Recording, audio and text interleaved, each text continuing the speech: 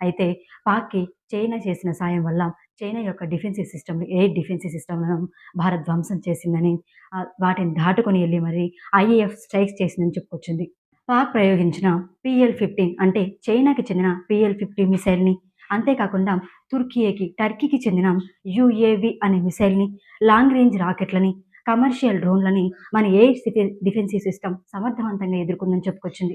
China, Pakistan మధ్య యుద్ధం జరుగుతున్న ఇదే టైంలో భారతదేశం ఎంతో మైండ్ స్ట్రెస్‌తో ఫీల్ అవుతూ వస్తుంది. అయితే ఇదే అరుదైన సమయం అని చెప్పి చైనా భారతదేశంపై అక్కసు వెళ్లగక్కుతుంది. ఓవైపు పాకిస్తాన్ ఉగ్రవాదులను అడ్డుపెట్టుకొని భారతదేశంపై విధ్వంసం సృష్టిస్తుంటే, మరోవైపు చైనా కూడా భారతదేశంపై ఆక్రమణలకు పాల్పడుతుంది. అయితే భారతదేశంలోని అరుణాచల్ ప్రదేశ్‌లో కొన్ని ప్రాంతాలకు వాళ్ళ పేర్లు మార్చినట్టుగా కూడా తెలుస్తుంది. అయితే ఆ పేర్లని టిబెట్ భాషలో కొన్ని, మరికొన్ని చైనా భాషలో మార్చడానికి ట్రై చేసినట్టుగా కూడా తెలుస్తోంది.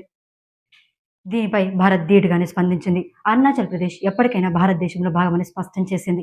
పేర్లు మార్చినంత మాత్రాన వాస్తవాలు ఎప్పటికీ మారవని చెప్పుకొచ్చింది. అటు భారత్‌పై తప్పుడు ప్రచారం చేస్తున్న చైనాకు చెందిన గ్లోబల్ టైమ్ ఎక్స్ ఖాతాను కేంద్రం నిషేధించింది.